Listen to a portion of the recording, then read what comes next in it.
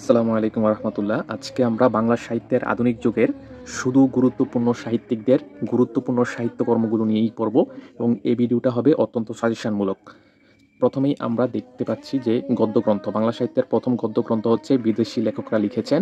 প্রথম হচ্ছে কৃপার শাস্ত্রের অর্থভেদ, লেখা হয়েছে রোমান ভাষায়, এটা লিখেছেন ন্যাথালিয়ান হেলফ্রেড ব্রেসি।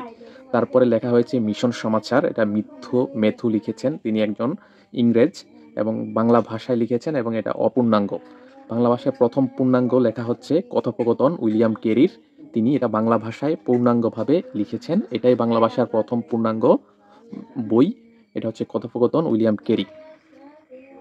তারপরে বাংলা সাহিত্যের বাঙালি লেখক দ্বারা প্রথম বই হচ্ছে রাজা প্রতাপাদিত্য চরিত্র, এটা হচ্ছে রামরাম বসু লিখেছেন। রামরাম বসুর আরেকটা লেখা বই হচ্ছে লিপিমালা।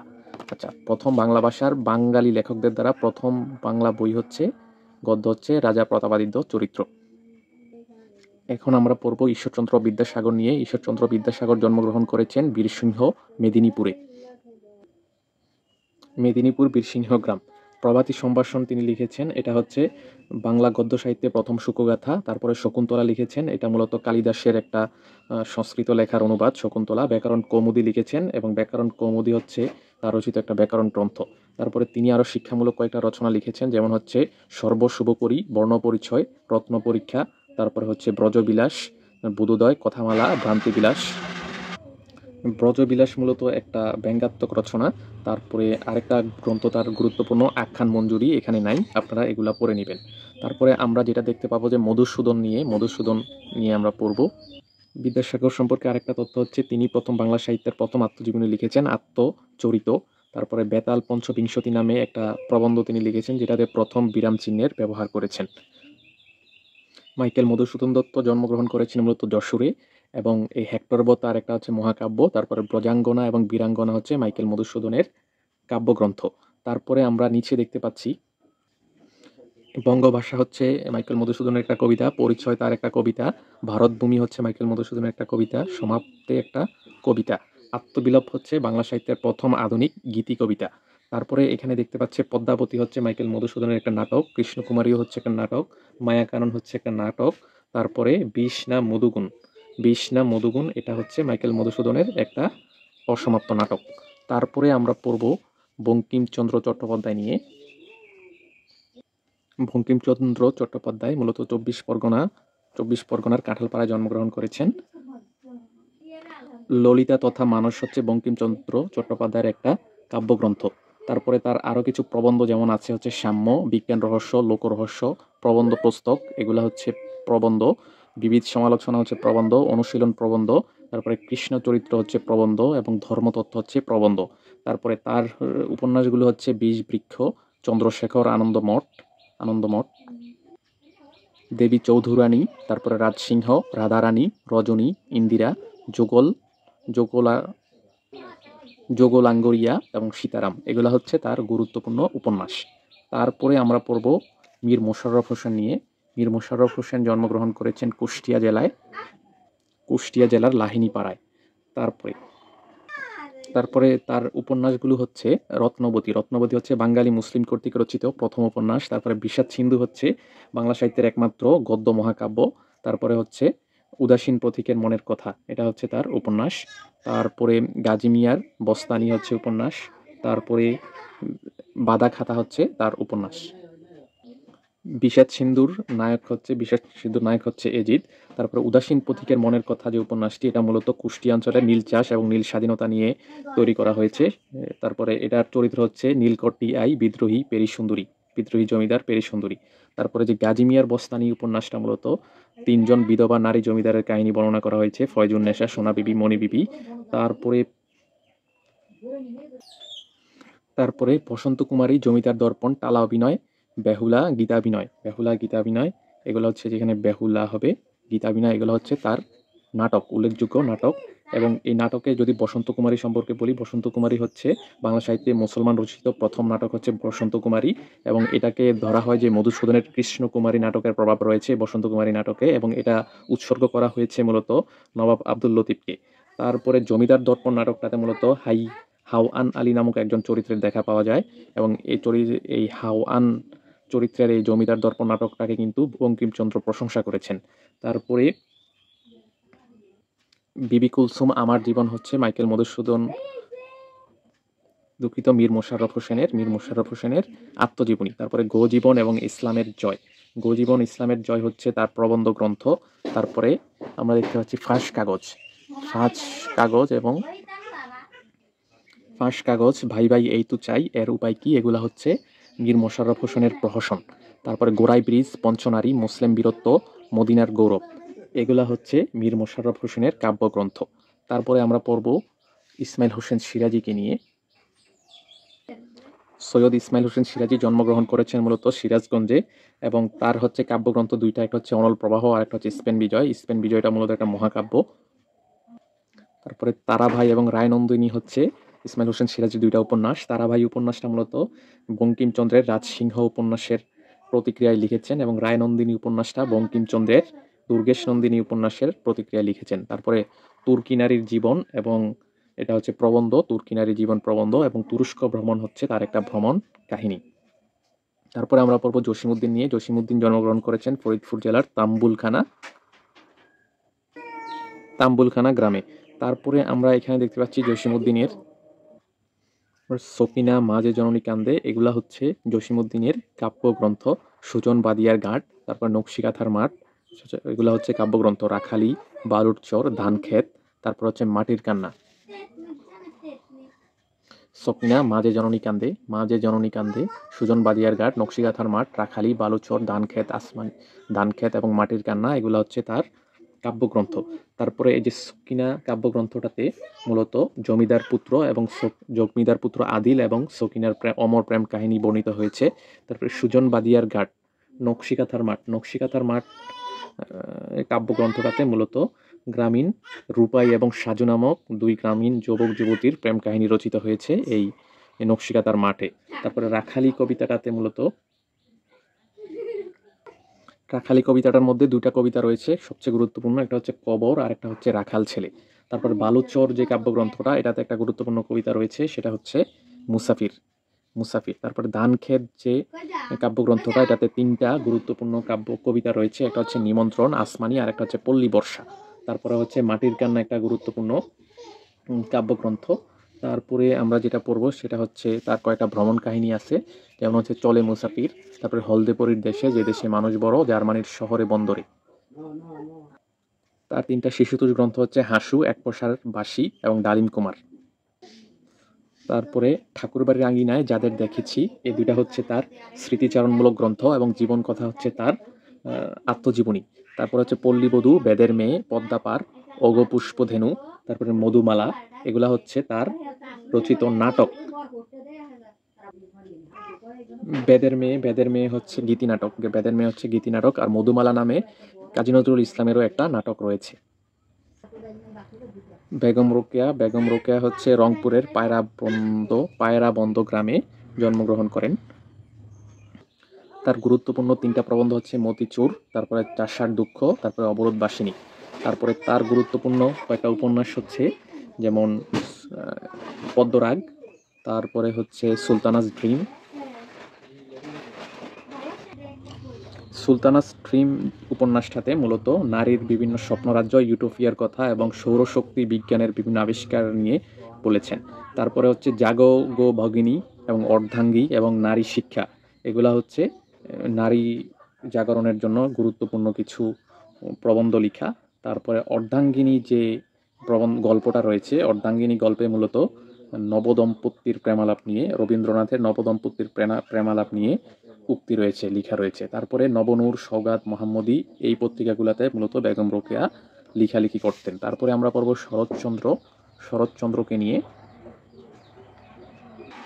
শরৎচন্দ্র চট্টোপাধ্যায় জন্মগ্রহণ করেছেন মূলত হুগলির দেবানন্দপুর গ্রামে, এবং তার গুরুত্বপূর্ণ কিছু গল্প হচ্ছে মন্দির, তারপর বিলাসী, তারপরে মহেশ, রামের সুমতি, তারপরে হচ্ছে বিন্দুর ছেলে, তারপরে হচ্ছে অনুরাধা, তারপরে হচ্ছে মেজদিদি, তারপরে হচ্ছে অভাগীর স্বর্গ, স্বামী এবং কাশীনাথ, এগুলা হচ্ছে তার গুরুত্বপূর্ণ গল্প।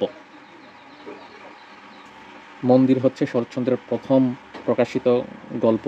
তারপরে হচ্ছে বিলাসী, ছবি হচ্ছে বিলাসী ছবি গল্পগ্রন্থের বিলাসী হচ্ছে একটা ছোট গল্প, যেটা হচ্ছে মৃত্যুঞ্জয় এবং বিলাসীর প্রেম কাহিনী নিয়ে করা। তারপরে হরিলক্ষ্মী গল্পগ্রন্থের মহেশ গল্পটা মূলত একটা বিখ্যাত ছোট গল্প, এবং এই মহেশ মূলত একটা গরুর নাম থাকে, এবং মহেশ গল্পটার পটভূমি হচ্ছে মূলত চুয়াডাঙ্গা জেলার কাশীপুর গ্রাম। তারপরে এখানে আমরা দেখব যে পরিণীতা পরিণীতা ষোড়শী রমা বিরাজব বিজয়া। পরিণীতা হচ্ছে তার একটা নাটক, এবং পরিণীতা, তারপরে ষোড়শী রমা বিরাজব বিজয়া, এগুলা হচ্ছে তার নাটক। তারপরে বড় দিদি পণ্ডিত মশাই, এগুলো হচ্ছে উপন্যাস। বড় দিদি হচ্ছে উপন্যাস, পণ্ডিত মশাই উপন্যাস, নববিধান পল্লী সমাজ চন্দ্রনাথ, বৈকুণ্ঠের উইল, তারপরে অরক্ষণীয়া চরিত্রহীনা, এগুলা হচ্ছে শরৎচন্দ্রের উপন্যাস।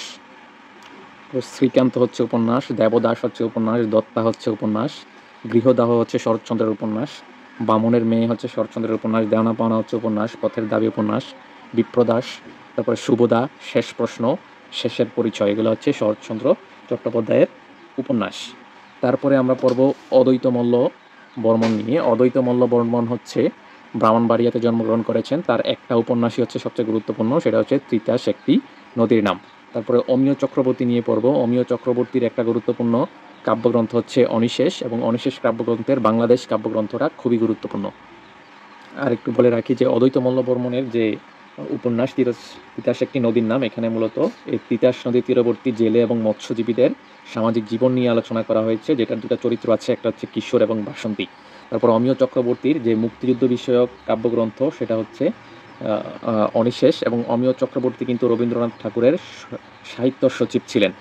এবং এই অনিশেষ কাব্যগ্রন্থের বাংলাদেশ কাব্যগ্রন্থটা মূলত, বাংলাদেশ কবিতাটা মূলত অক্ষরবৃত্ত ছন্দে রচিত। তারপরে আমরা পড়ব যে আবু ইসহাককে নিয়ে।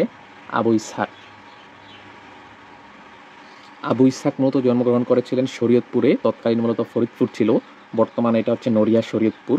এবং তার গুরুত্বপূর্ণ উপন্যাস হচ্ছে সূর্য দিগলবাড়ি, জাল এবং পদ্মার পলিদ্বীপ।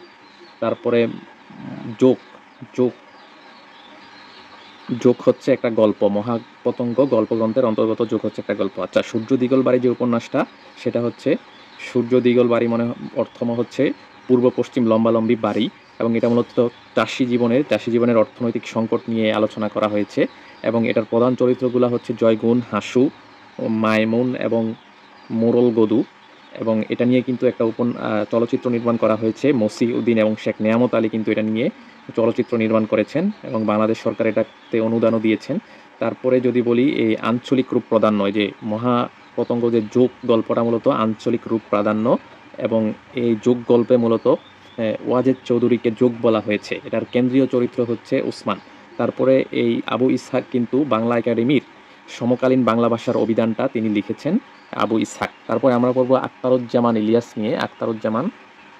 আখতারুজ্জামান ইলিয়াস মূলত গাইবান্ধায় জন্মগ্রহণ করেছেন, কিন্তু তার পৈতৃক নিবাস হচ্ছে বগুড়া, এবং তাকে একটা স্বল্প প্রজ লেখক বলে। স্বল্প প্রজ মানে ছোট ছোট বাক্যে তিনি লিখতেন। তার বিখ্যাত উপন্যাসগুলো হচ্ছে চিলেকোঠার সেপাই, এটাই তার প্রথম উপন্যাস, এবং তার খোয়াবনামা। এবং এই চিলেকোঠার সেপাইটা মূলত 69-এর গণ অভ্যুত্থানের প্রেক্ষাপটে লিখা। তারপরে বাংলাদেশের স্বাধীনতার পুনরূপ রয়েছে এই চিলেকোঠার সেপাইয়ে 69-এর গণ আন্দোলনের সাথে। তারপরে এই খোয়াবনামাতে মূলত তেভাগা আন্দোলন, 1943-এর মনন্তর, ফকির সন্ন্যাসী বিদ্রোহ, আসামের ভূমিকম্প, পাকিস্তান আন্দোলন, সাম্প্রদায়িক দাঙ্গা, এসব বিষয়ে মূলত আলোচনা করা হয়েছে। তারপরে এই যে চিলেকোঠার সেপাইয়ের কয়েকটা চরিত্র হচ্ছে ওসমান, খিজির, আনোয়ার প্রমুখ। আর খোয়াবনামার কয়েকটা চরিত্র হচ্ছে মণিবোস, তমিজ, ফুলজান, হুরমতুল্লাহ। তারপরে সংস্কৃতির ভাঙা সেতু হচ্ছে তার একটা গুরুত্বপূর্ণ প্রবন্ধ। তারপরে তার বিখ্যাত কয়েকটা ছোট গল্প গ্রন্থ রয়েছে, যেমন হচ্ছে দোজকের ওম, খোয়ারি, তারপরে হচ্ছে জাল, স্বপ্নের জাল, অন্য ঘরে অন্য শট, দুধে বাদে উৎপাত, রেইনকোট এবং নিরুদ্দেশ যাত্রা, এগুলা হচ্ছে তার গল্প এবং গল্পগ্রন্থ। তারপরে এখানে একটা গুরুত্বপূর্ণ কথা হচ্ছে যে দুধে বাদে উৎপাত যে গল্পগ্রন্থটা, এটার মধ্যে একটা গল্প রয়েছে। এই গল্পের মধ্যে মিলির হাতে স্ট্যান্ড গান নামে একটা গল্প রয়েছে, যেখানে হচ্ছে স্বাধীনতার পরবর্তী বাংলাদেশের চিত্র নিয়ে আলোচনা করা হয়েছে, এবং সেটার প্রধান চরিত্র হচ্ছে আব্বাস পাগল। তারপরে জাল, স্বপ্নের জাল যে গল্পটা, এটা মূলত মুক্তিযুদ্ধ এবং মুক্তিযুদ্ধের পরবর্তী রাজনৈতিক অবস্থাকে ফুটিয়ে তোলা হয়েছে, এবং যেখানে চরিত্র হচ্ছে কিশোর বুলেট। রেইনকোট গল্পটাও মূলত মুক্তিযুদ্ধ নির্ভর। তারপরে তার আরও কিছু গল্প রয়েছে, যেমন যুগলবন্দি, তারা বিবির মরদ পোলা, কীটনাশকের কীর্তি, এগুলাও হচ্ছে তার, অর্থাৎ কীটনাশকের কীর্তি, এগুলা হচ্ছে তার বিখ্যাত গল্প। তারপরে আমরা পড়বো আবু জাফর ওবায়দুল্লাহ নিয়ে। আবু জাফর ওবায়দুল্লাহ মূলত লিখেছেন কাব্যগ্রন্থ, কয়েকটা কাব্য লিখেছেন। সেগুলা হচ্ছে, আবু জাফর ওবায়দুল্লাহ মূলত বরিশালের, এবং তিনি গুরুত্বপূর্ণ তার একটা কাব্য হচ্ছে আমি কিংবদন্তির কথা বলছি। কোনো এক মাকে, এই কবিতাটাতে মূলত ২১-এর ভাষা আন্দোলনের পটভূমি, বিখ্যাত কবিতা এটা, পটভূমি নিয়ে, ভাষা আন্দোলনের পটভূমি নিয়ে, এবং মাগো ওরা বলে এটাও মূলত ভাষা আন্দোলনের পটভূমিতে রচিত। এটার গুরুত্বপূর্ণ একটা লাইন রয়েছে, যেমন কুমড়ো ফুলে ফুলে নুয়ে পড়ে লতাটা, এটা হচ্ছে এই মাগো ওরা বলে কবিতার একটা অংশ। তারপরে আল মাহমুদ নিয়ে পড়ব। আল মাহমুদের এই উপন্যাস হচ্ছে, এই 3টা উপন্যাস খুবই গুরুত্বপূর্ণ। 3টা উপন্যাস, যেমন উপমহাদেশ এবং আগুনের মেয়ে। হচ্ছে উপমহাদেশ উপন্যাসটা মূলত মুক্তিযুদ্ধ ভিত্তিক, এবং আগুনের মেয়েটা খুবই গুরুত্বপূর্ণ একটা উপন্যাস আল মাহমুদের। তারপর হচ্ছে লোকলোকান্তর মূলত একটা কাব্যগ্রন্থ। এবার এটার একটা গুরুত্বপূর্ণ কাব্য হচ্ছে নোলক, যেমন আমার মায়ের সোনার নোলক, এরকম একটা কবিতা, নোলক কবিতাটা লোকলোকান্তর কাব্যগ্রন্থের। তারপরে পর্ব হচ্ছে আবুল ফজলকে নিয়ে। আবুল ফজল সম্পর্কে যে কয়েকটা রচনা গুরুত্বপূর্ণ, তা হচ্ছে তিনি বুদ্ধি মুক্তি আন্দোলনের কর্ণধার ছিলেন আবুল ফজল, এবং তিনি লিখেছেন মূলত দুর্দিনের দিনলিপিটা মূলত তার একটা মুক্তিযুদ্ধকালীন ডায়েরি, আবুল ফজলের দুর্দিনের দিনলিপি। তারপরে তিনি 21 মানে মাথা নত না করা নামে একটা প্রবন্ধ লিখেছেন। তারপরে শেখ মুজিব তাকে যেমন দেখেছি, এটা নিয়ে তিনি প্রবন্ধ লিখেছেন। তার আরেকটা গুরুত্বপূর্ণ উপন্যাস হচ্ছে প্রদীপ ও প্রতঙ্গ নামে তিনি একটা উপন্যাস লিখেছিলেন। এই হচ্ছে তার গুরুত্বপূর্ণ অংশ। তারপরে তার আলাউদ্দিন আল আজাদকে নিয়ে পড়ব। আলাউদ্দিন আল আজাদ জন্মগ্রহণ করেছেন মূলত নরসিংদী জেলার রামনগরে, এবং তার গুরুত্বপূর্ণ কাব্যগ্রন্থগুলো হচ্ছে মানচিত্র, তারপরে লেলিহান পাণ্ডুলিপি, তারপরে হচ্ছে সূর্য জ্বালার সোপান। এবং তার মানচিত্র যে কাব্যটার, এটার একটা গুরুত্বপূর্ণ কবিতা হচ্ছে স্মৃতিস্তম্ভ, এবং স্মৃতিস্তম্ভ তার 21শে ফেব্রুয়ারিকে কেন্দ্র করে রচিত কবিতা মানচিত্র কাব্যগ্রন্থের। তারপরে জেগে আছি, এগুলো হচ্ছে তার গল্পগ্রন্থ, জেগে আছি। তারপরে ধানকন্যা হচ্ছে একটা গল্পগ্রন্থ আলাউদ্দিন আল আজাদের, মৃগনাভি একটা তার গল্পগ্রন্থ। তারপরে তার কয়েকটা উপন্যাস রয়েছে। তার উপন্যাসগুলোর মধ্যে রয়েছে কর্ণফুলী, ক্ষুধা ও আশা, শীতের রাত, বসন্তের প্রথম দিন, 23 নাম্বার, তৈলচিত্র, এগুলা হচ্ছে তার উপন্যাস।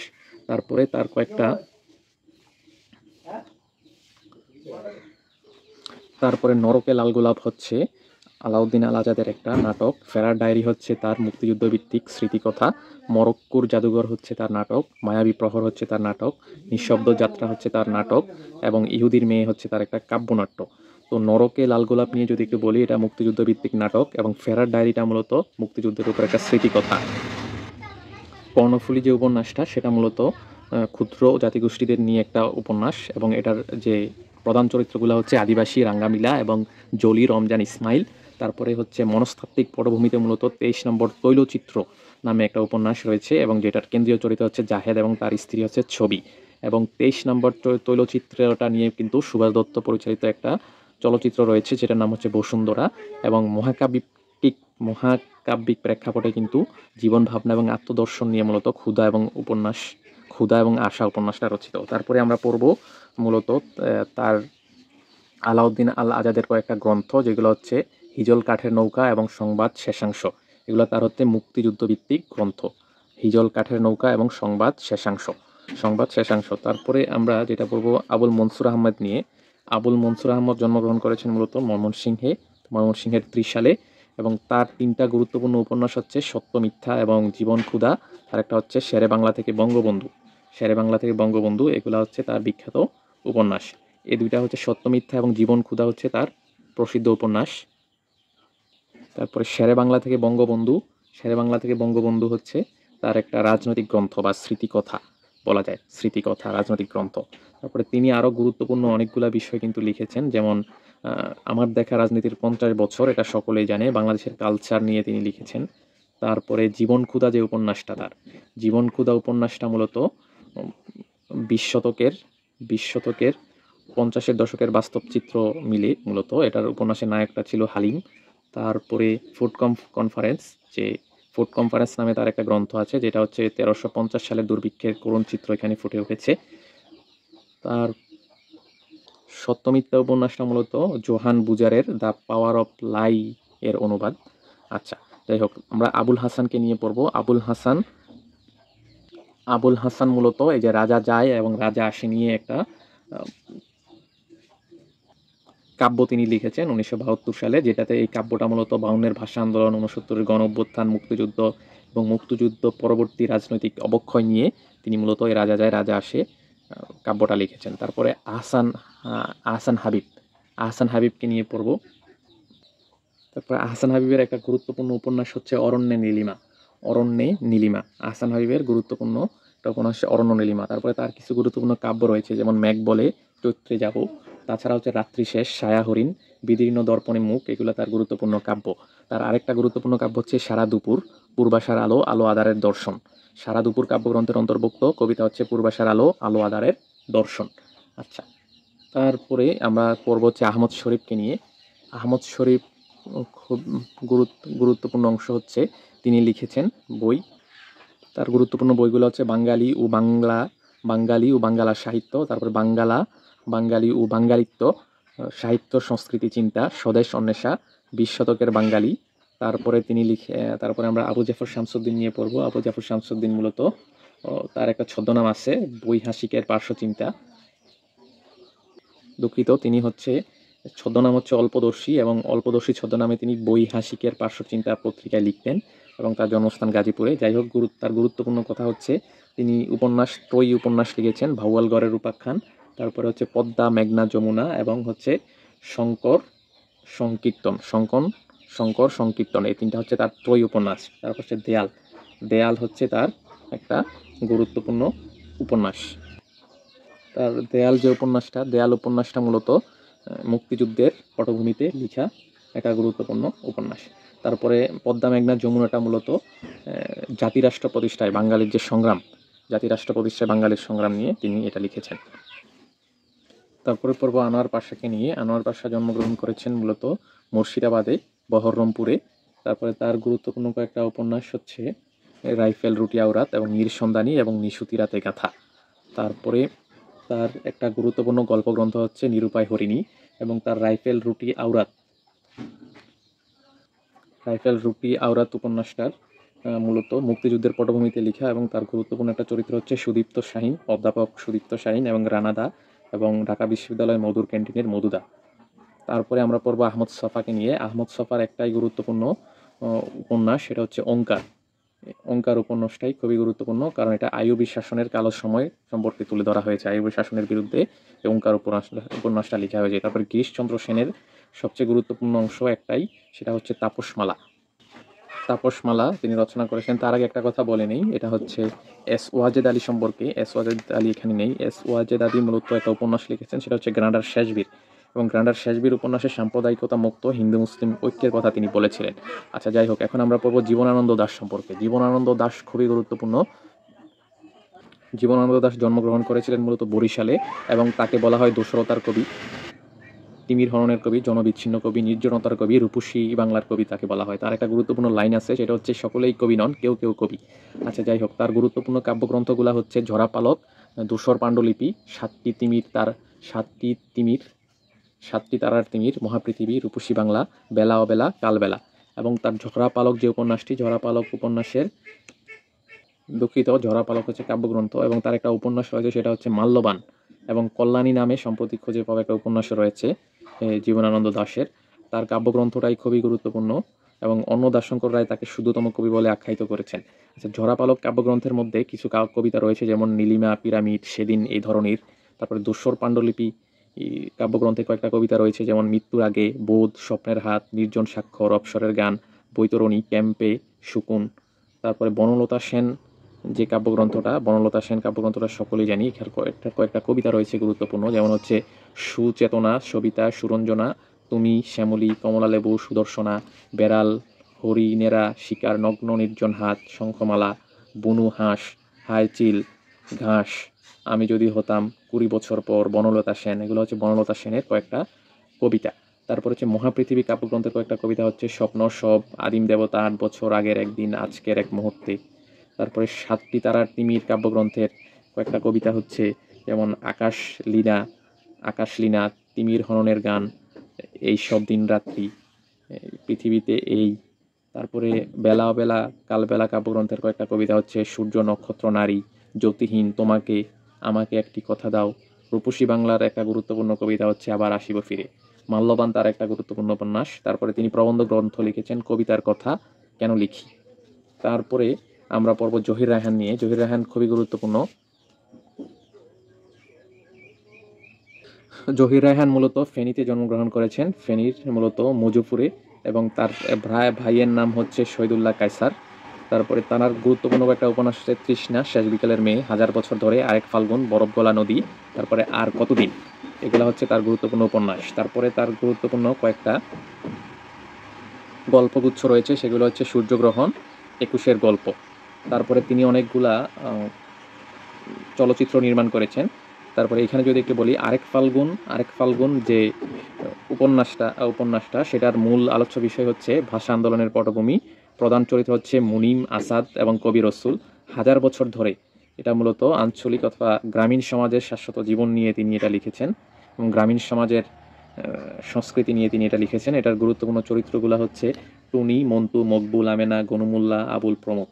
তারপরে তার গুরুত্বপূর্ণ 21-এর গল্প ভাষা আন্দোলন ভিত্তিক ছোট গল্পটার চরিত্র হচ্ছে তপু, রাহাত, রেনু।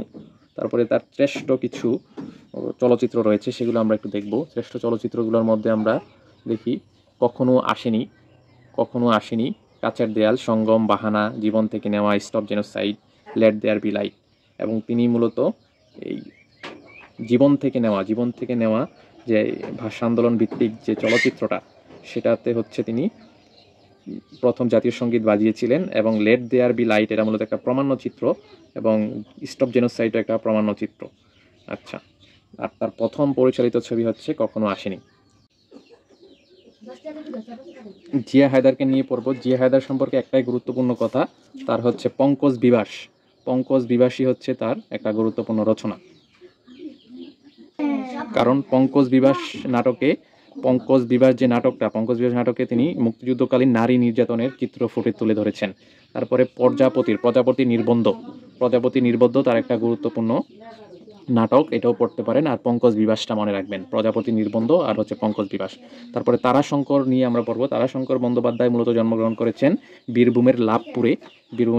তার গুরুত্বপূর্ণ কয়েকটা উপন্যাস আছে, যেমন এই মুক্তিযুদ্ধ ভিত্তিক উপন্যাস হচ্ছে 1971। তারপরে হচ্ছে একটি কালো মেয়ের কথা, তারপরে হাসুলিবাকের উপকথা, কালান্তর, তারপরে হচ্ছে রাইকমল, তারপরে কবি, ধাত্রী দেবতা, তারপরে গণদেবতা, তারপরে পঞ্চগ্রাম। এগুলা হচ্ছে তার গুরুত্বপূর্ণ উপন্যাস। এটা মূলত এই 1971টা মূলত 71 সালের গ্রামীণ জীবনের চিত্র তুলে ধরা হয়েছে মুক্তিযুদ্ধের সময়, এবং এটার কেন্দ্রীয় চরিত্র মূলত নাজমাকে বলা হয়েছে। তারপরে এই সুতোপার তপস্যা বা একটি কালো মেয়ের কথা উপন্যাসে মূলত দুটি উপন্যাসকে একত্র করে, সুতোপার তপস্যা এবং একটি কালো মেয়ের কথা, দুইটি উপন্যাসকে একত্র করে মূলত 1971 উপন্যাসটি করা হয়েছে। একটি কালো মেয়ের কথা, এটার মূল কাহিনীও বাংলাদেশের স্বাধীনতা সংগ্রাম। তারপরে রায়কমল উপন্যাসের হাসুলিবাকের উপকথা মূলত বীরভূম অঞ্চলের কাহারদের জীবনচিত্র তুলে ধরা হয়েছে। তারপরে কালান্তর উপন্যাসটা মূলত আত্মজৈবনিক উপন্যাস। এখানে গৌরীকান্ত চরিত্রের অন্তরালে লেখক তারাশঙ্কর নিজের জীবন সংগ্রামের কথা তুলে ধরেছেন। তারপরে রায়কমল উপন্যাসটাতে মূলত বৈষ্ণবদের জীবনাচরণ নিয়ে আলোচনা করা হয়েছে। তারপরে ধাত্রী দেবতা, গণদেবতা, পঞ্চগ্রাম, এগুলো হচ্ছে তার ত্রয়ী উপন্যাস। তারপরে গণদেবতা এবং পঞ্চগ্রাম মূলত দ্বিতীয় বিশ্বযুদ্ধ পরবর্তী গ্রামীণ সমাজের সামন্তবাদী ক্ষয়িষ্ণু সমাজের চিত্র তুলে ধরা হয়েছে। কবি উপন্যাসে মূলত ডোম সম্প্রদায়ের জীবন চিত্র প্রাধান্য পেয়েছে, এবং এটার গুরুত্বপূর্ণ চরিত্র হচ্ছে নিতাই। ঠাকুরজি এবং বসন্ত নামক দুই নারীর সঙ্গে নিতাইয়ের সম্পর্ক নিয়ে মূলত এই কবি উপন্যাসটা তৈরি করা হয়েছে। তারপরে এই হচ্ছে তার গুরুত্বপূর্ণ উপন্যাস। আরও কিছু তার বিখ্যাত ছোট গল্প রয়েছে, তার উপন্যাসগুলাই গুরুত্বপূর্ণ। তারপরে আমরা পড়ব একটা গুরুত্বপূর্ণ তথ্য হচ্ছে হুমায়ুন আহমেদেরও কিন্তু কবি নামে একটা উপন্যাস রয়েছে। তারপরে আমরা পড়ব দ্বিজেন্দ্র লালকে নিয়ে। দ্বিজেন্দ্রলাল রায় সম্পর্কে। তো দ্বিজেন্দ্রলাল রায় মূলত নদিয়ার কৃষ্ণনগরে জন্মগ্রহণ করেছেন। দ্বিজেন্দ্রলাল রায়ের কয়েকটা গুরুত্বপূর্ণ নাটক রয়েছে, যেমন হচ্ছে শাহজাহান তারাবাই, মেবার পতন, সিংহল বিজয়, বঙ্গনারী, কল্কি অবতার, প্রায়শ্চিত্ত। তো এই শাহজাহান তারাবাই, মেবার পতন, সিংহল বিজয় এগুলো হচ্ছে ঐতিহাসিক নাটক। তারপরে বঙ্গনারী হচ্ছে একটা সামাজিক নাটক, এবং তার কল্কি অবতার এবং প্রায়শ্চিত্ত হচ্ছে তার নকশা বা প্রহসন। কল্কি অবতার এবং প্রায়শ্চিত্ত হচ্ছে প্রহসন। এবং বাংলা সাহিত্যের প্রথম সার্থক ঐতিহাসিক নাটকও বলা হয় এই শাহজাহানকে। এবং যে শাহজাহান নাটকেই তিনি এই দ্বিজেন্দ্রলাল রায় একটা গান গেয়েছেন, সেটা হচ্ছে ধনধান্যে পুষ্পে ভরা আমাদের এই বসুন্ধরা। নুরুল মোমেনকে নিয়ে আমরা পড়ব। নুরুল মোমেন মূলত জন্মগ্রহণ করেছে যশোর জেলার বুরুইচ গ্রামে, এবং তার গুরুত্বপূর্ণ নাটকটা হচ্ছে নেমেসিস। এবং নেমেসিস তার খুবই খুবই গুরুত্বপূর্ণ একটা নাটক। তাছাড়াও পড়া যায় হচ্ছে রূপান্তর এবং আলো ছায়া এই দুইটা নাটক পড়া যায়। এই রূপান্তর এবং আলো ছায়া, নেমেসিস নাটকটা পড়া যায়। আর হিংটিং চট হচ্ছে তার একটা রম্য রচনা। নেমেসিস মানে হচ্ছে একটা গ্রিক প্রতিহিংসার দেবীকে বোঝানো হয়, এবং এটার যে মূল প্রেক্ষাপটটা হচ্ছে দ্বিতীয় বিশ্বযুদ্ধের প্রেক্ষাপটে মনন্তর এবং কালোবাজারিকে তিনি তুলে ধরেছেন। এবং নেমেসিস নাটকের প্রধান চরিত্র হচ্ছে সুরজিৎ নন্দী, এবং বাংলাদেশের প্রথম নিরীক্ষামূলক নাটকও বলা হয় এটা নেমেসিসকে। তারপরে আমরা পড়ব হচ্ছে নীলিমা ইব্রাহিমকে নিয়ে। নীলিমা ইব্রাহিম মূলত জন্মগ্রহণ করেছেন বাগেরহাটে, এবং তার প্রকৃত নাম হচ্ছে নীলিমা রায় চৌধুরী। তিনি বাংলা একাডেমির প্রথম নারী মহাপরিচালক ছিলেন, এবং তার গুরুত্বপূর্ণ উপন্যাস হচ্ছে 20 শতকের মেয়ে, তারপরে বন্যী বলায়। 20 শতকের মেয়ে এবং বন্যী হলায় তার হচ্ছে গুরুত্বপূর্ণ দুইটা উপন্যাস। তারপরে যে অরণ্যে আলো নেই, এটা হচ্ছে তার গুরুত্বপূর্ণ একটা নাটক, এবং বিন্দু বিসর্গ হচ্ছে তার একটা আত্মজীবনী। এবং এখানে দেখতে পাচ্ছি অগ্নিস্নাত বঙ্গবন্ধুর বসমাচ্ছাদিত কন্যা, আমি বীরঙ্গনা বলছি, বাঙালি, অর্থাৎ অগ্নিস্নাত বঙ্গবন্ধুর বসমাচ্ছাদিত কন্যা, আমি বীরাঙ্গনা বলছি, বাঙালি মানুষ ও বাংলা সাহিত্য, এগুলা হচ্ছে তার গবেষণাধর্মী প্রবন্ধ। এবং তার একটা ছোট গল্প গ্রন্থ রয়েছে, সেটা হচ্ছে রমনা পার্কে। তারপর আমরা নির্মলেন্দু গুণকে নিয়ে পড়ব। নির্মলেন্দু গুণ জন্মগ্রহণ করেছেন নেত্রকোনার কাশবনে। তার গুরুত্বপূর্ণ কয়েকটা কাব্যগ্রন্থ হচ্ছে প্রেমাংশুর রক্ত চাই, না প্রেমিক না বিপ্লবী, মুজিব লেলিন ইন্দিরা, শিওরে বাংলাদেশ, ও আমার বন্ধু, নেকাব্বরের মহাপ্রলয়। এগুলা হচ্ছে তার গুরুত্বপূর্ণ কাব্যগ্রন্থ। প্রেমাংশুর রক্ত চাই এই কাব্যগ্রন্থটার একটা গুরুত্বপূর্ণ কবিতা হচ্ছে হুলিয়া মানে হচ্ছে শারীরিক বর্ণনা, এবং এখানে মূলত 1968 থেকে 1969 রাজনৈতিক অবস্থার বিবরণ রয়েছে। তারপরে ও আমার বন্ধু এই বিখ্যাত কাব্যগ্রন্থের কবিতা হচ্ছে স্মরণ, না প্রেমিক না বিপ্লবী এই বিখ্যাত কবিতা হচ্ছে আগ্নেয়াস্ত্র। তারপরে আরেকটা তার বিখ্যাত নেকাব্বরের যে মহাপ্রলয়টা কিন্তু চলচ্চিত্রের রূপ পেয়েছে মাসুদ প্রতীকের মাধ্যমে। মাসুদ প্রতীকের চলচ্চিত্র রূপ দিয়েছেন। তারপরে আগ্নেয়াস্ত্র কবিতার একটা গুরুত্বপূর্ণ লাইন হচ্ছে হৃদয়ের মতো মারাত্মক একটি আগ্নেয়াস্ত্র আমি জমা দেইনি। এটা হচ্ছে না প্রেমিক না বিপ্লবী এই কাব্যগ্রন্থের আগ্নেয়াস্ত্র কবিতার একটা লাইন। তারপরে স্বাধীনতা এই শব্দটি কিভাবে আমাদের হলো, এটা মূলত তার একটা গুরুত্বপূর্ণ কবিতা নির্মলেন্দু গুণের। এবং এই স্বাধীনতা এই শব্দটি কিভাবে আমাদের হলো, এখানে মূলত 7 মার্চের ভাষণের পটভূমি বর্ণনা করা হয়েছে। তারপরে আমরা পড়ব প্রমথ চৌধুরীকে নিয়ে।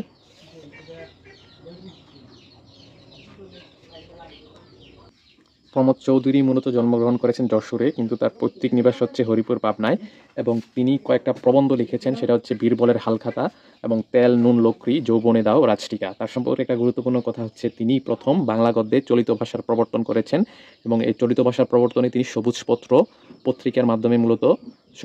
পত্রিকার সম্পাদনের মাধ্যমে মূলত তিনি চলিত ভাষাকে বিকশিত করতেন। এবং চলিত ভাষায় লিখিত প্রথম গ্রন্থ হচ্ছে বাংলা সাহিত্যের চলিত ভাষায় লিখিত প্রথম প্রবন্ধ গ্রন্থ হচ্ছে বীরবলের হালখাতা। তারপরে হচ্ছে তেল নুন লক্রি, তারপরে যৌবনে দাও রাজটিকা তার একটা বিখ্যাত প্রবন্ধ। কথার কথাও রয়েছে তার বিখ্যাত প্রবন্ধ কথার কথা। তারপরে তার গল্প গ্রন্থের মধ্যে রয়েছে মূলত চারিয়ারি কথা, আহুতি, তারপরে নীল লোহিত, এগুলা হচ্ছে তার গল্প গ্রন্থ। তারপরে চনেট 50 তারপরে পদচারণ এগুলা হচ্ছে তার কাব্যগ্রন্থ। আর চারিয়ারি কথা, আহুতি, নীল লোহিত হচ্ছে তার গল্প গ্রন্থ। তার গুরুত্বপূর্ণ একটা উক্তি হচ্ছে যে সুশিক্ষিত ব্যক্তি মাত্রই স্বশিক্ষিত, ভাষা মানুষের মুখ হতে কলমের মুখে আগে আসে, সাহিত্যের উদ্দেশ্য মানুষের মনকে জাগানো, সাহিত্য সাধনার ফল হলো মনের মুক্তি। আচ্ছা, যাই হোক, আমরা তারপরে পেরিচাঁদ মিত্রকে নিয়ে পড়ব। বাংলা ভাষার প্রথম উপন্যাসিক হচ্ছে পেরিচাঁদ মিত্র। তিনি বাংলা ভাষার প্রথম উপন্যাস আলালের গড়ের দুলাল লিখেন এবং আধ্যাত্মিকাও তার একটা বিখ্যাত উপন্যাস।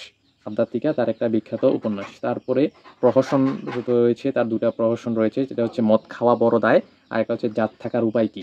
এই দুটা হচ্ছে তার প্রহসন। এবং তিনি আলালের গড়ের দুলাল লিখতে যেয়ে কিন্তু আলালি ভাষার কি করেন, প্রবর্তন করেন এবং চিরস্থায়ী বন্দোবস্তের সমালোচনা করে তিনি একটা প্রবন্ধ লিখেছেন, যেটার নাম হচ্ছে দ্য জামিন্দার অ্যান্ড রয়াটস। তারপরে আমরা বিভূতিভূষণ সম্পর্কে লিখব, বিভূতিভূষণ সম্পর্কে পড়ব। বিভূতিভূষণ মূলত 24 পরগনার মুরারিপুরে জন্মগ্রহণ করেছেন, 24 পরগনার মুরারিপুর। বিভূতিভূষণের গুরুত্বপূর্ণ উপন্যাসগুলো হচ্ছে ইসামতি, আদর্শ হিন্দু হোটেল, চাঁদের পাহাড়, আরণ্যক, পথের পাঁচালী, অপরাজিত, দৃষ্টিপ্রদীপ, দেবযান, বিপিনের সংসার, অশনি সংকেত। তো এখানে পথের পাঁচালী যে উপন্যাসটা, এটা মূলত তিনটা উপন্যাসের সমষ্টি। সেগুলো হচ্ছে বল্লালী বালাই এবং আম আটির বেফু এবং হচ্ছে অপরাজিত। এই তিনটাকে মিলিয়ে মূলত এই পথের পাঁচালীটা লেখা হয়েছে।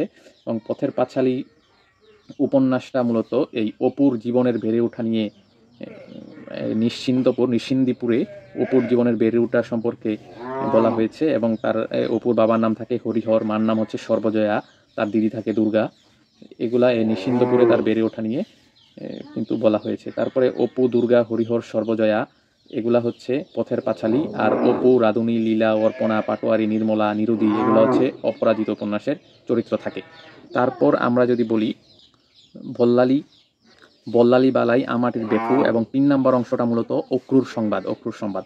আচ্ছা, তার একটা আত্মজীবনীমূলক রচনা থাকে, সেটা হচ্ছে তৃণাঙ্কুর, যেটা এখানে উল্লেখ নাই। এবং তার কয়েকটা ছোট গল্প সংগ্রহ হচ্ছে মেঘমল্লার, মৌরিফুল এবং যাত্রাদল। এগুলো হচ্ছে তার কয়েকটা ছোট উপন্যাস। এবং অশনি সংকেত যে উপন্যাসটা, অশনি সংকেত উপন্যাসের মূল আলোচ্য বিষয় মূলত 1350 বঙ্গাব্দের দুর্ভিক্ষ। আরণ্যক উপন্যাসের পটভূমি হচ্ছে বিহারের ভাগলপুর। তারপর বিভূতিভূষণের এই পথের পাঁচালী, অপরাজিত, অশনি সংকেত নিয়ে কিন্তু সত্যজিৎ রায় চলচ্চিত্র নির্মাণ করেছেন। আরণ্যক উপন্যাসের মূল কথা কিন্তু প্রকৃতি এবং মানব সম্পর্কে উপন্যাস। এবং ইসামতির জন্য কিন্তু তিনি রবীন্দ্র পুরস্কার পেয়েছিলেন ইসামতি উপন্যাসটার জন্য। ইসামতি হচ্ছে তার শেষ উপন্যাস বিভূতিভূষণের। তারপরে মেঘমল্লার, মৌরিফুল, যাত্রাদল এর কথা আমরা বলেছি। এই যে মেঘমল্লার, মৌরিফুল এবং যাত্রাদল এগুলা হচ্ছে তার গল্পগ্রন্থ, ছোট গল্পগ্রন্থ। তারপরে আমরা বিহারীলাল সম্পর্কে পড়ব। বিহারীলাল মূলত জন্মগ্রহণ করেছে কলকাতার নিমতলায়, তাকে ভোরের পাখিও বলা হয়। এবং এই বিহারীলালকে ভোরের পাখি উপাধি দেওয়া হয়েছে মূলত রবীন্দ্রনাথ ঠাকুর দিয়েছেন, কারণ তিনি বাংলা গীতি কবিতার জনক। তারপরে তার কয়েকটা গুরুত্বপূর্ণ কাব্যগ্রন্থ হচ্ছে সঙ্গীত শতক, তারপরে হচ্ছে বঙ্গসুন্দরী, প্রেম প্রবাহিনী, তারপর নিসর্গ সন্দর্শন এগুলা হচ্ছে তার কয়েকটা কাব্যগ্রন্থ। তারপরে বঙ্গসুন্দরীর একটা কবিতার লাইন আছে, যেমন সর্বদা হুহু করে মন, বিশ্ব যেন মরুর মতন। এটা মূলত এই যে বিহারীলালের বঙ্গসুন্দরী কাব্যের একটা কবিতার লাইন। তারপরে আমরা মানিক বন্দ্যোপাধ্যায় সম্পর্কে পড়ব। মানিক বন্দ্যোপাধ্যায় মূলত মূল নাম হচ্ছে তার, মানিক বন্দ্যোপাধ্যায়ের মূল নাম হচ্ছে প্রবোধ কুমার বন্দ্যোপাধ্যায়। তিনি মার্কসিজম কার্ল মার্কসের ইজমে তিনি বিশ্বাসী ছিলেন। তার জন্মস্থান হচ্ছে সাঁওতাল পরগনা বিহারে। তার কয়েকটা গুরুত্বপূর্ণ উপন্যাস কিন্তু রয়েছে, যেমন তার প্রথম উপন্যাসটা ছিল হচ্ছে জননী। তারপরে তার পদ্মা নদীর মাঝি একটা উপন্যাস ছিল, দিবারাত্রির কাব্য উপন্যাস, পুতুল নাচের ইতিকথা উপন্যাস, প্রতিবিম্ব, শহরতলী উপন্যাসগুলা তার উপন্যাস ছিল। তারপরে ছোট বকুলপুরের যাত্রী, হারানের নাচ জামাই, বিখৌ পাঁছি এগুলা হচ্ছে তার গুরুত্বপূর্ণ উপন্যাস। এখানে গুরুত্বপূর্ণ কথা হচ্ছে পদ্মা নদীর মাঝি উপন্যাসের উপজীব্য হচ্ছে জেলে জীবন নিয়ে, যেটার প্রধান চরিত্র মূলত কুবের, ধনঞ্জয়, হোসেন মিয়া, সিধু, রাসু, প্রীতম, মালা, কপিলা, আমিনুদ্দি। এবং এটার গুরুত্বপূর্ণ চরিত্র বলা যায় কুবের এবং হোসেন মিয়াকে। এবং গৌতম ঘোষ কিন্তু এটাকে নিয়ে চলচ্চিত্র নির্মাণ করেছেন পদ্মা নদীর মাঝি নিয়ে। এবং পুতুল নাচের ইতিকথা যে উপন্যাসটা, পুতুল বলতে এখানে মানুষকে বোঝানো হয়েছে। তারপরে শশী ডাক্তার, কুসুম, মূলত শশী ডাক্তার এবং কুসুম হচ্ছে এই পুতুল নাচের ইতিকথার মূল চরিত্র। এটা মূলত বাঙালি শিক্ষিত মধ্যবিত্ত শ্রেণীর যে টানাপোড়ন, অস্তিত্বের সংকট নিয়ে মূলত এখানে আলোচনা করা হয়েছে, যেখানে অস্তিত্ববাদী দর্শন এবং ফ্রয়েডীয় চেতনা দেখা যায়। তারপরে প্রতিবিম্ব মূলত একটা রাজনৈতিক উপন্যাস। তারপরে জননী মূলত তার প্রথম প্রকাশিত মনস্তাত্ত্বিক বিশ্লেষণমূলক একটা উপন্যাস। তারপরে আমরা যে বলেছিলাম হারানের নাচ জামাই, তারপরে হচ্ছে বকুলপুরের যাত্রী, হারানের নাচ জামাই এবং বকুলপুরের যাত্রী এগুলো মূলত তার ছোট গল্প গ্রন্থ। ছোট গল্প গ্রন্থ। হারানের নাচ জামাই মূলত তেবাগা আন্দোলনের পটভূমিতে রচিত ছোট গল্প। তারপর ছোট বকুলপুরের যাত্রীও গুরুত্বপূর্ণ ছোট গল্প, এবং ছোট বকুলপুরের যাত্রীর প্রধান চরিত্র হচ্ছে দিবাকর, আন্নারাম এবং গণন। হারানের নাচ জামাইয়ের প্রধান চরিত্র হচ্ছে ময়নার মা ভুবন মণ্ডল, আর ভিক্ষু পাচ্ছিও রয়েছে। তারপরে আমরা পড়ব মমতাজউদ্দিন আহমেদকে নিয়ে। মমতাজউদ্দিন আহমেদ মূলত জন্মগ্রহণ করেছেন পশ্চিমবঙ্গের মালদহে। তার স্থায়ী ঠিকানা মূলত চাঁপাইনবাবগঞ্জ, এবং তিনি কয়েকটা নাটক লিখেছেন অনেক সুন্দর, যেমন হচ্ছে বকুলপুরের স্বাধীনতা, বকুলপুরের স্বাধীনতা, স্বাধীনতা আমার স্বাধীনতা, তারপর হচ্ছে বিবাহ, বিবাহ, এগুলা সাতঘাটের কানাকড়িও তিনি লিখেছেন। তারপরে আরও কয়েকটা নাটক হচ্ছে কি চাহ শঙ্খচিল, এবারের সংগ্রাম, 1971 নিয়ে নাটক লিখেছেন তিনি। বর্ণচূড়া নামে নাটক লিখেছেন তিনি। এই সেই কণ্ঠস্বর নাটক লিখেছেন। একটা গুরুত্বপূর্ণ কথা, 1971 নামে একটা উপন্যাস কিন্তু লিখেছেন, 1971 নামে একটা উপন্যাস কিন্তু লিখেছেন তারাশঙ্কর বন্দ্যোপাধ্যায়। এই যে তারাশঙ্কর বন্দ্যোপাধ্যায় 1971 নামে উপন্যাস লিখেছেন। আর মমতাজউদ্দিন লিখেছেন হচ্ছে একটা নাটক, বর্ণচূড়া নাটক, এই সেই কণ্ঠস্বর নাটক। এবং হুমায়ুন আহমেদের ওখানেও দেখবো আমরা যে এই 1971 নিয়ে একটা চলচ্চিত্র আছে, এগুলো আমরা মনে রাখবো 1971 নিয়ে। তাহলে মমতাজউদ্দিন হচ্ছে বকুলপুরের স্বাধীনতা, স্বাধীনতা আমার স্বাধীনতা, বিবাহ, তারপরে কি চাহ শঙ্খশীল, এবারের সংগ্রাম, 1971, বর্ণচূড়া, এই সেই কণ্ঠস্বর। তারপরে এই যে স্বাধীনতা আমার স্বাধীনতা, এটা মুক্তিযুদ্ধের পটভূমিতে, এবং এটার কেন্দ্রীয় চরিত্র হচ্ছে নূর মোহাম্মদ, এবং এটার একটা বিখ্যাত সংলাপ আছে, প্রেমের জ্বালা স্বাধীনতার আগুন কখনো নিবে না। এবং বর্ণচূড়া নাটকে চিত্রিত হচ্ছে স্বাধীনতা বিরোধী দালাল চক্রের অত্যাচার এবং কুচক্রের কাহিনী কিন্তু এই বর্ণচূড়া নাটকটিতে প্রকাশিত হয়েছে। তার দুইটা উপন্যাস অবশ্যই আছে, সজল তোমার ঠিকানা, এই যে জুজু, এক যে মধুমতি, এগুলো গুরুত্বপূর্ণ নয়, আমরা জাস্ট এগুলো মনে রাখবো। তারপরে আমরা পড়ব মুনির চৌধুরীকে নিয়ে। মমতাজউদ্দিন সম্পর্কে আরেকটু যদি বলি, বিবাহ নাটকটার কেন্দ্রীয় বিষয় হচ্ছে ভাষা আন্দোলন, এটার প্রধান চরিত্র হচ্ছে সখিনা। তারপর কি চাহ শঙ্করশীল, এটা মূলত স্বাধীনতাকালীন নারী নির্যাতনের গল্প এখানে রয়েছে কি চাহ শঙ্করশীলে, এবং এটার প্রধান চরিত্র হচ্ছে রোশন আরা। তারপরে হচ্ছে সাতঘাটের কানাকড়ি, এটা মূলত স্বৈরশাসিত এক অসহনীয় সময়ের চিত্র। সাতঘাটের কানাকড়ি মূলত স্বৈরশাসিত এক অসহনীয় সময়ের চিত্র। প্রধান চরিত্র হচ্ছে দাশু ও তার মা। তারপর বকুলপুরের স্বাধীনতা মুক্তিযুদ্ধের পটভূমিতে লেখা নাটক। আচ্ছা, মুনির চৌধুরী সম্পর্কে যেটা গুরুত্বপূর্ণ, তিনি মূলত মানিকগঞ্জে জন্মগ্রহণ করেছেন, কিন্তু তার পৈতৃক নিবাস হচ্ছে নোয়াখালীতে। তিনি একাধারে শিক্ষাবিদ, নাট্যকার এবং সমালোচক ছিলেন। তার মূল নাম যেটা বলা হয় সেটা হচ্ছে আবু নঈম মোহাম্মদ মুনির চৌধুরী। তারপরে তার বিখ্যাত কিছু নাটক রয়েছে, যেমন রক্তাক্ত প্রান্তর, চিঠি, কবর, পলাশী ব্যারাক, দণ্ডকারণ্য, মানুষ, নষ্ট ছেলে, রণাঙ্গন, একটি অঙ্ক, এই হচ্ছে তার গুরুত্বপূর্ণ নাটক। মুনির চৌধুরীর আরও কয়েকটা অনুদিত নাটক রয়েছে, যেমন হচ্ছে কেউ কিছু বলতে পারে না, রূপার কৌটা, মুখরা রমণী বশীকরণ। আচ্ছা, এই যে প্রথম যে নাটক তার রক্তান্ত প্রান্তর, এটা মূলত পানিপথের এই কায়কোবাদের মহাশ্মশান মহাকাব্যের পটভূমিতে লেখা নাটক, এবং এটার উপজীব্য হচ্ছে 1761 সালের যে পানিপথের তৃতীয় যুদ্ধ হয়েছে, তৃতীয় যুদ্ধের বিষয়ে এটা করা হয়েছে। এই নাটকটি মূলত যুদ্ধবিরোধী মনোভাব প্রকাশ করে। এটার উল্লেখযোগ্য চরিত্র হচ্ছে জোহরা, ইব্রাহিম কার্দি, সুজাউদ্দৌলা, নজিবুদ্দৌলা, হিরণবালা এবং আতাখা।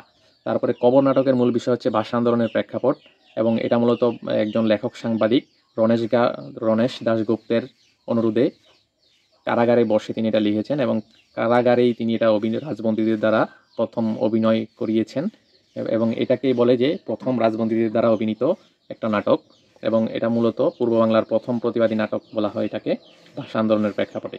তারপরে এটার একটা গুরুত্বপূর্ণ সংলাপ আছে কবর নাটকের, সেটা হচ্ছে মানুষ মরে গেলে পচে যায়, বেঁচে গেলে বদলায়।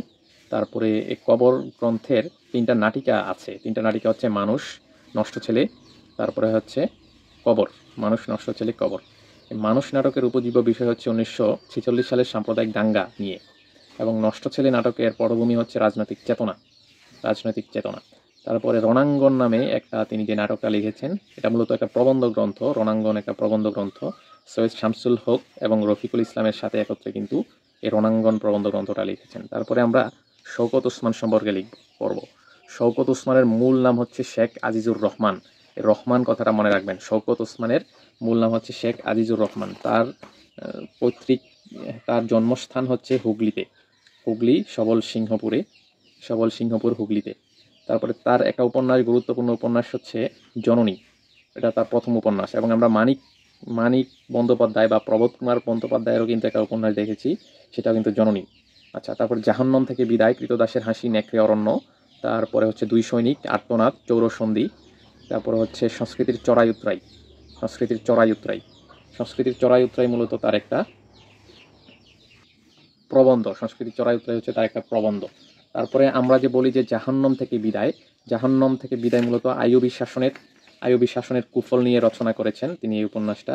তারপরে মুক্তিযুদ্ধ ভিত্তিক উপন্যাস হচ্ছে দুইটা, দুই সৈনিক এবং হচ্ছে নেকড়ে অরণ্য, দুই সৈনিক, নেকড়ে অরণ্য এবং হচ্ছে জলাঙ্গি। এই জলাঙ্গিটা এখানে নাই। নেকড়ে অরণ্য, দুই সৈনিক, নেকড়ে অরণ্য এবং জলাঙ্গি হচ্ছে মুক্তিযুদ্ধ ভিত্তিক উপন্যাস। আর আর্তনাদটা হচ্ছে ভাষা আন্দোলন ভিত্তিক উপন্যাস। কৃতদাসের হাসি লিখার জন্য তিনি মূলত আদমজী পুরস্কার পেয়েছিলেন। এটা একটা প্রতিকাশ্রয়ী উপন্যাস বলা যায়। এটার প্রধান চরিত্রগুলো হচ্ছে, কৃতদাসের হাসির প্রধান চরিত্র হচ্ছে তাতারি, বাদী মেহেরজান, বাদশাহ হারুনুর রশিদ। এবং বাদশাহ হারুনুর রশিদের সময়কার ঘটনাকে নিয়ে মূলত কৃতদাসের হাসি লেখা হয়েছে। তারপরে যেটা আমরা পড়বো সেটা হচ্ছে জননী গল্পের উপন্যাসের মূল পটভূমি হচ্ছে গ্রামীণ জীবন। কেন্দ্রীয় চরিত্রগুলো হচ্ছে দরিয়া বিবি এবং হচ্ছে ইয়াকুব, দরিয়া বিবির সাথে ইয়াকুবের সম্পর্ক, এবং আহাজার, চন্দ্রকোটাল, মুনাদি প্রমুখকে নিয়ে মূলত এই উপন্যাসটা, জননী উপন্যাসটা। এবং জননী উপন্যাস নামে কিন্তু মানিক বন্দ্যোপাধ্যায়েরও কিন্তু একটা উপন্যাস রয়েছে। তারপরে আমরা যেটা পড়বো শওকত আলীকে নিয়ে পড়বো। শওকত আলী সম্প্রতি খুবই গুরুত্বপূর্ণ। শওকত আলীর জন্মগ্রহণ করেছেন মূলত দিনাজপুর জেলার রায়গঞ্জে। তাকে প্রদর্শে প্রাকৃতজন খ্যাত সাহিত্যিক বলা হয়। তার লিখিত গুরুত্বপূর্ণ একটা উপন্যাস হচ্ছে প্রদর্শে প্রাকৃতজন, নারাই, তারপরে যাত্রা, দক্ষিণায়নের দিন, কুলায় কালস্রোত, পূর্বরাত্রি। তারপরে এই প্রদর্শে প্রাকৃতজন উপন্যাসটা মূলত রাজা লক্ষণ সেনের সময়ের সমাজ এবং মানুষের দ্বন্দ্ব তুলে ধরা হয়েছে। তারপরে তার ত্রয়ী উপন্যাস হচ্ছে দক্ষিণায়নের দিন, তারপরে কুলায় কালস্রোত এবং পূর্বদিন। এখানে পূর্বদিন লেখাটাও অ্যাড হবে, পূর্বদিন। আর তার মুক্তিযুদ্ধ নির্ভর যে উপন্যাস সেটা হচ্ছে যাত্রা। মুক্তিযুদ্ধ নির্ভর উপন্যাস হচ্ছে যাত্রা। তারপরে আমরা পড়ব হচ্ছে শহীদুল্লাহ কায়সারকে নিয়ে। শহীদুল্লাহ কায়সার জন্মগ্রহণ করেছেন ফেনীতে জন্মগ্রহণ করেছেন শহীদুল্লাহ কায়সার। শহীদুল্লাহ কায়সারের দুইটা গুরুত্বপূর্ণ বিখ্যাত উপন্যাস হচ্ছে সারেং বউ আর একটা হচ্ছে সংসপ্তক।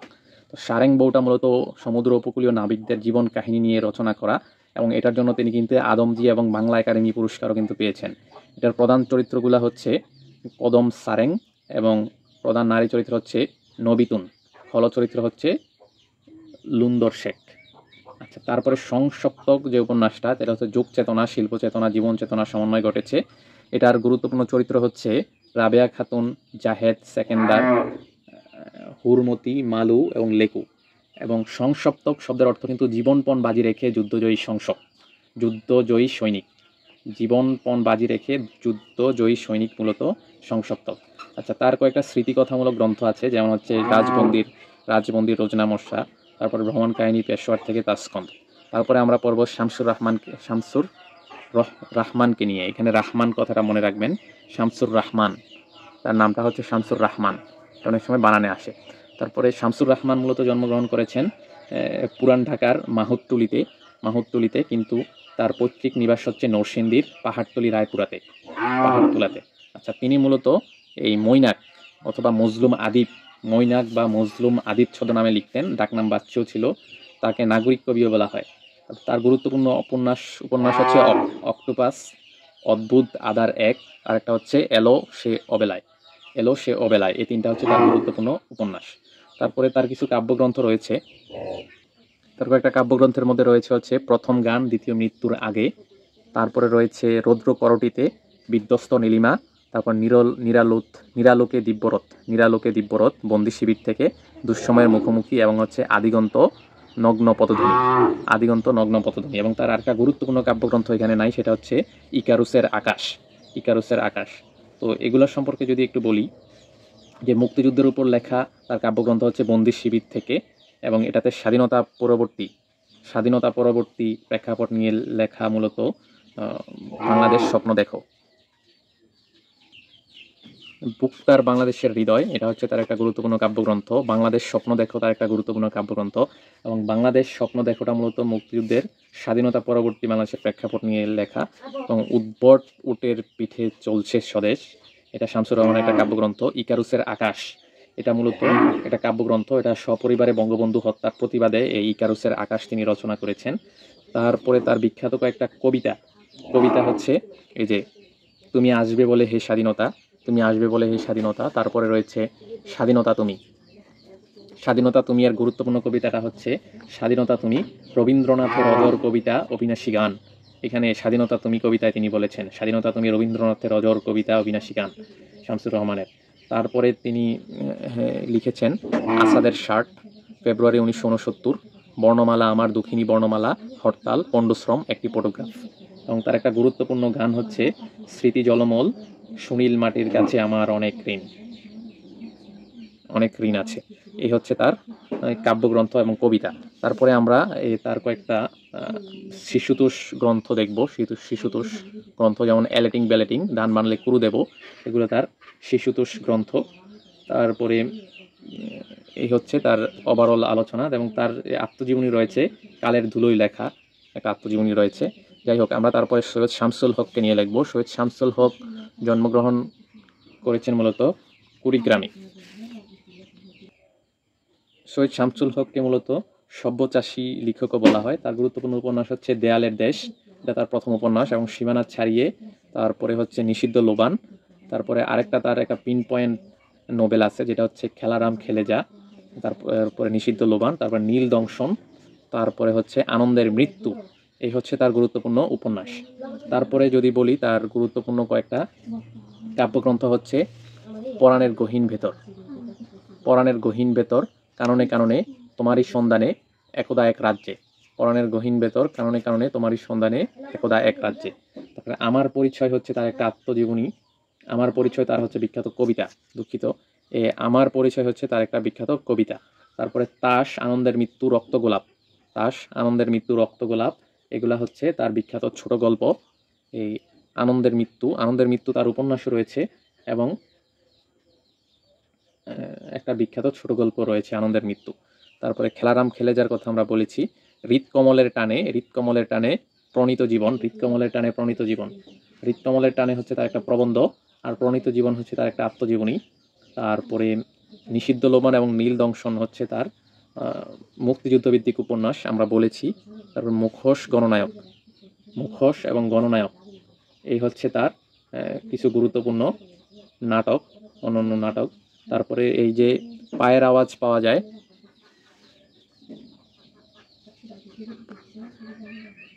এই যে হৃৎকমলের টানে হচ্ছে একটা প্রবন্ধ, প্রণীত জীবন হচ্ছে তার একটা আত্মজীবনী। তারপরে মুখোশ এবং গণনায়ক হচ্ছে তার গুরুত্বপূর্ণ নাটক।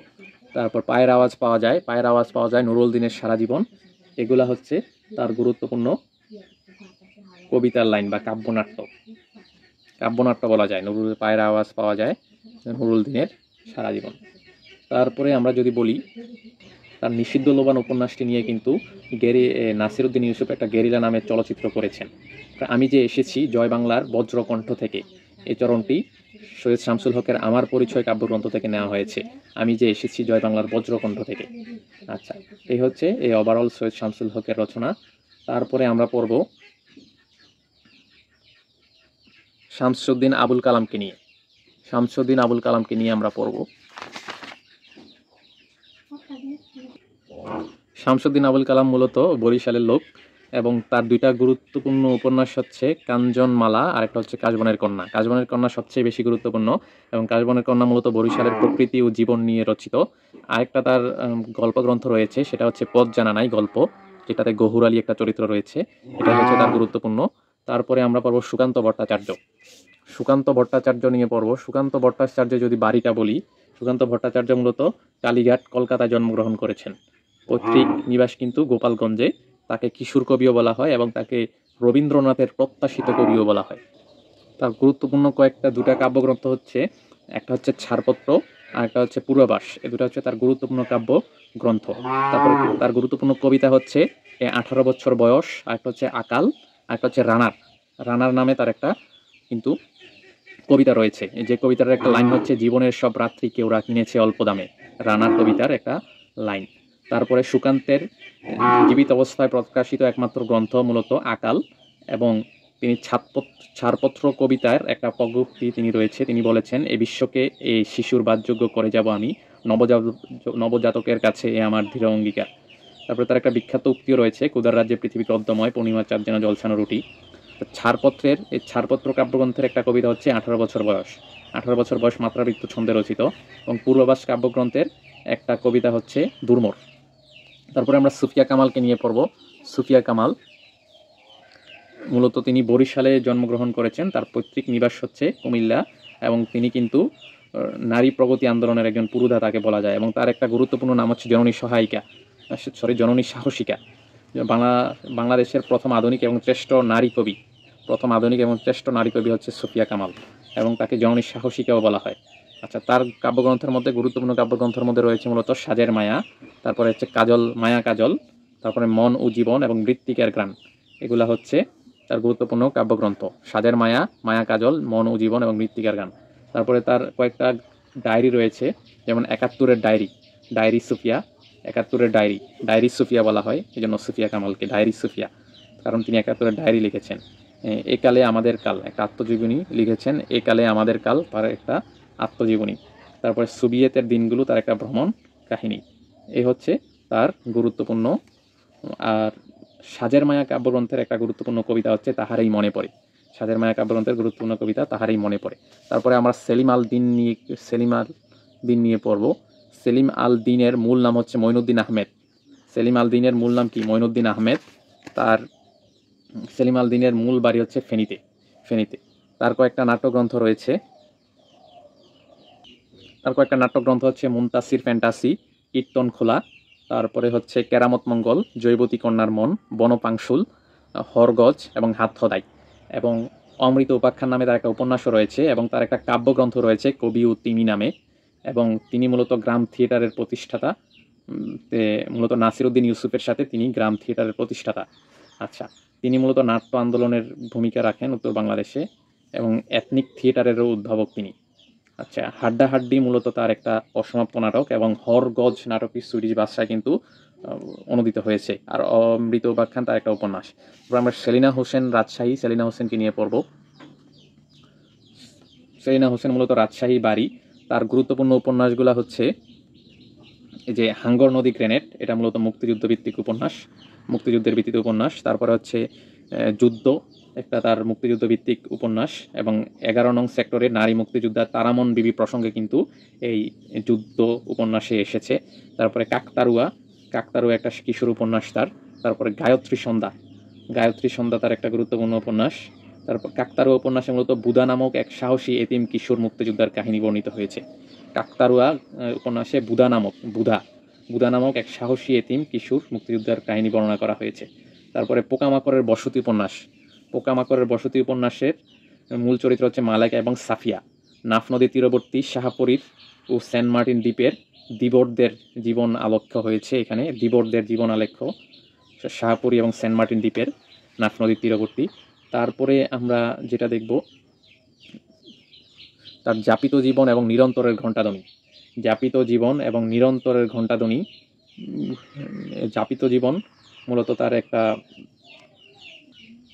যাপিত জীবন এবং নিরন্তরের ঘণ্টাধ্বনি, এগুলা হচ্ছে তার ভাষা আন্দোলনের পটভূমিতে রচিত লেখা। তারপরে হাঙ্গর নদী গ্রেনেড হচ্ছে তার মুক্তিযুদ্ধের পটভূমিতে লেখা উপন্যাস।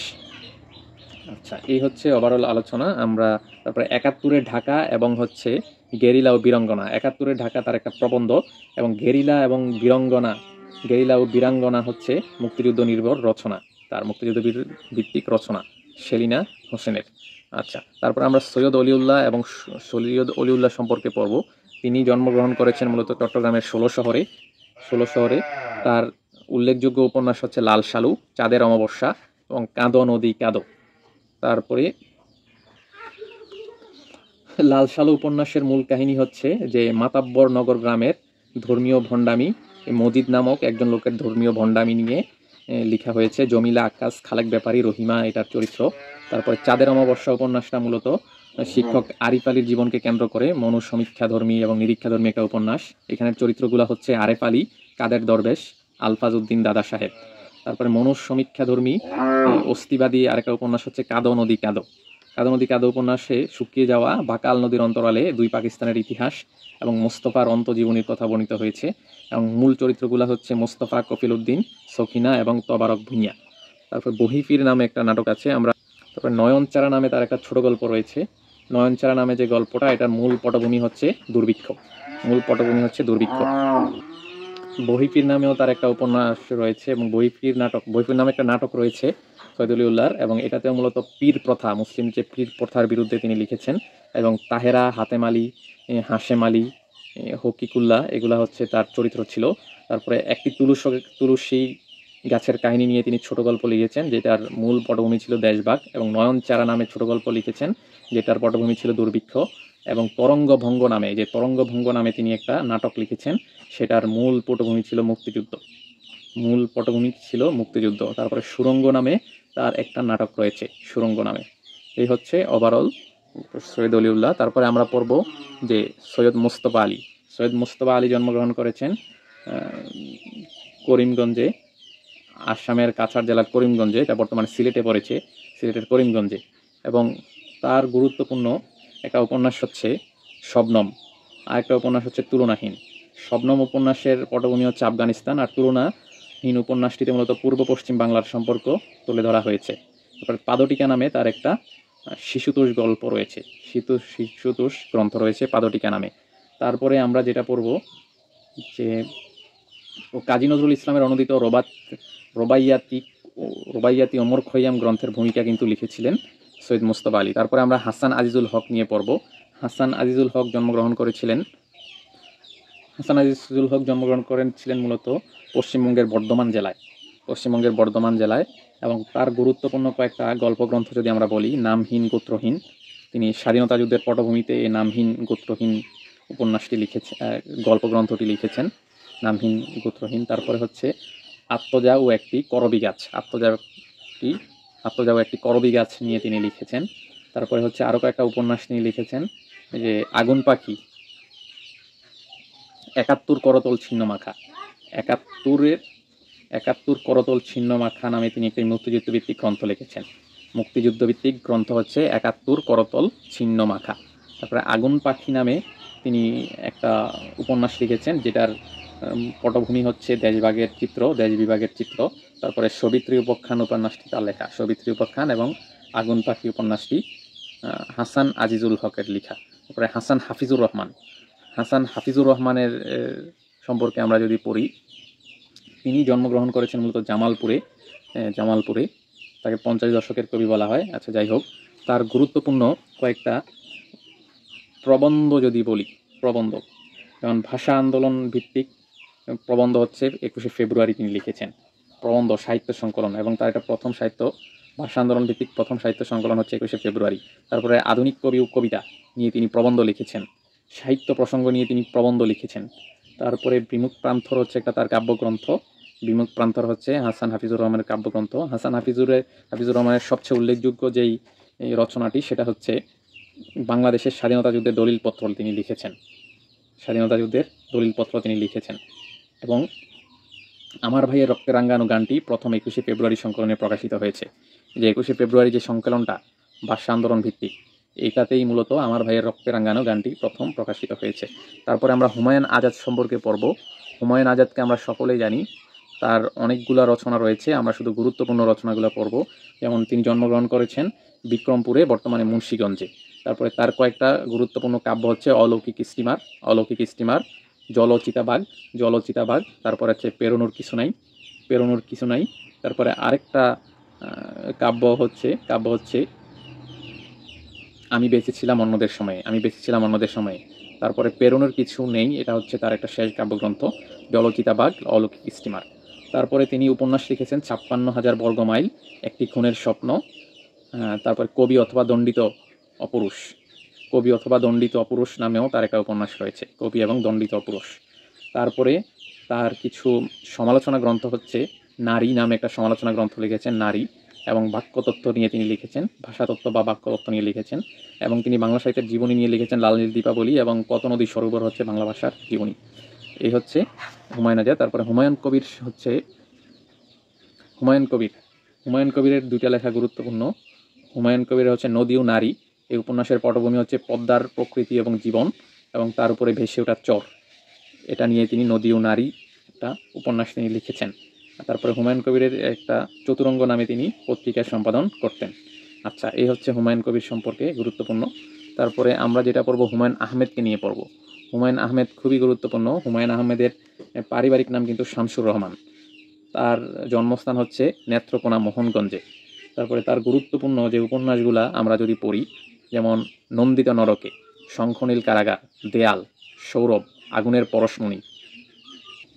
নন্দিত নরক হচ্ছে তার প্রথম প্রকাশিত উপন্যাস, কিন্তু জানা যায় যে শঙ্খনীল কারাগার তিনি প্রথম লিখেছিলেন।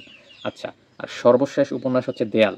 এই সর্বশেষ উপন্যাস দেয়ালে কিন্তু বঙ্গবন্ধুর হত্যাকাণ্ডের কথা উল্লেখ রয়েছে, এবং এই উপন্যাসের বিতর্ক নিয়ে লেখককে আদালতে পর্যন্ত যেতে হয়েছিল দেয়াল উপন্যাসকে নিয়ে, বঙ্গবন্ধুর হত্যাকাণ্ডকে নিয়ে তিনি বলেছেন। তারপরে সৌরভ হচ্ছে একটা মুক্তিযুদ্ধ ভিত্তিক উপন্যাস, আগুনের পরশমণি একটা মুক্তিযুদ্ধ ভিত্তিক উপন্যাস। তারপরে হচ্ছে শ্যামল ছায়া একটা মুক্তিযুদ্ধ ভিত্তিক উপন্যাস হুমায়ুন আহমেদের। তারপরে অনিল বাগচির একদিন হচ্ছে একটা মুক্তিযুদ্ধ ভিত্তিক উপন্যাস। সূর্যের দিন হচ্ছে মুক্তিযুদ্ধ ভিত্তিক উপন্যাস। তারপরে এই যে 1971 হচ্ছে একটা মুক্তিযুদ্ধ ভিত্তিক উপন্যাস। আমরা কিন্তু 1971 নামে আরও দুইটা উপন্যাস দেখে এসেছিলাম। একটা হচ্ছে মমতাজ উদ্দিন আহমেদের, আরেকটা হচ্ছে তারাশঙ্কর বন্দ্যোপাধ্যায়ের। মমতাজ উদ্দিন আহমেদেরটা হচ্ছে নাটক, আর তারাশঙ্কর বন্দ্যোপাধ্যায় এটা মূলত একটা উপন্যাস ছিল 1971 নিয়ে। তারপরে হুমায়ুন আহমেদও একটা উপন্যাস 1971 নামে উপন্যাস লিখেছেন। জ্যোৎস্না এবং জননীর গল্প হচ্ছে মুক্তিযুদ্ধ ভিত্তিক একটা উপন্যাস। তারপরে বসন্ত বিলোপ হচ্ছে তার একটা সাক্ষাৎকার এবং মৌলিক রচনার অনবদ্য সংকলন। তারপরে আমরা দেখতে পাচ্ছি বহুব্রীহি অপরাহ্ন ফেরা অমানুষ। বহুব্রীহি অপরাহ্ন ফেরা অমানুষ, এগুলা তার গুরুত্বপূর্ণ উপন্যাস। তারপরে আমরা তার কিছু চলচ্চিত্র দেখব। চলচ্চিত্র যদি দেখি, এই যে আগুনের পরশমণি হচ্ছে তার প্রথম মুক্তিযুদ্ধ ভিত্তিক চলচ্চিত্র, যেটা হচ্ছে একটা উপন্যাসকে তিনি চলচ্চিত্রে রূপদান করেছেন। শ্যামল ছায়া মুক্তিযুদ্ধ ভিত্তিক উপন্যাসকে তিনি চলচ্চিত্রে রূপদান করেছেন। তারপরে দুই দুয়ারি, শ্রাবণ মেঘের দিন, গেটপুত্র কমলা, এগুলো হচ্ছে তার উপন্যাস। তারপরে দারুচিনি দ্বীপ উপন্যাস অবলম্বনে, দারুচিনি দ্বীপ নামে একটা উপন্যাস রয়েছে, উপন্যাস অবলম্বনে তিনি কিন্তু তৌকির আহমেদ একটা চলচ্চিত্র নির্মাণ করেছেন। ময়ূরাক্ষী উপন্যাসে মূলত তার হিমু যে চরিত্রটা এটা প্রকাশিত পেয়েছিল। এলেবেলে হচ্ছে তার একটা রম্য রচনা। গুরুত্বপূর্ণ কথা হচ্ছে আগুনের পরশমণি নামে যে তার উপন্যাসটা, এটাতে গেরিলা অপারেশনের চিত্র তুলে ধরা হয়েছে। এই উপন্যাসের নায়ক যে বদিউল আলম এবং ঢাকা শহরের মতিন সাহেবের বাসাকে কেন্দ্র করে মূলত এই আগুনের পরশমণি উপন্যাসটা। এবং এই 1971 যে উপন্যাসটা আমরা দেখেছি হুমায়ুন আহমেদের, সেটা হচ্ছে নীলগঞ্জ গ্রামের পটভূমিতে 71-এর কিছু খণ্ডচিত্র নিয়ে মূলত এই 1971 উপন্যাসটা করা। তারপরে শ্যামল ছায়া যে উপন্যাসটা, শ্যামল ছায়া উপন্যাসের প্রধান চরিত্র কিন্তু হুমায়ুন, জাফর আনিস শহীদ এবং মাঝি হাসান আলী। এখানে মূলত দেশ মাতৃকা রক্ষায় কিছু তরুণ, এই তরুণরা কি করেছে, অস্ত্র হাতে নিয়েছে, তাদের কথা এখানে উল্লেখ করা হয়েছে। বহুব্রীহি নামে একটা উপন্যাসকে আমরা দেখেছি। এই যে বহুব্রীহি উপন্যাসটাতে মূলত তুই রাজাকার সংলাপটি নিয়ে আসা হয়েছে। টিয়া পাখির মুখে তুই রাজাকার উপর সংলাপটি এখানে নেওয়া হয়েছে। তারপরে আমরা অন্যান্য কিছু গুরুত্বপূর্ণ সাহিত্যিককে আমরা একটু দেখব। যেমন যদি ইমদাদুল হককে আমরা দেখি, কাজী ইমদাদুল হক আবদুল্লাহ নামে একটা উপন্যাস লিখেছেন।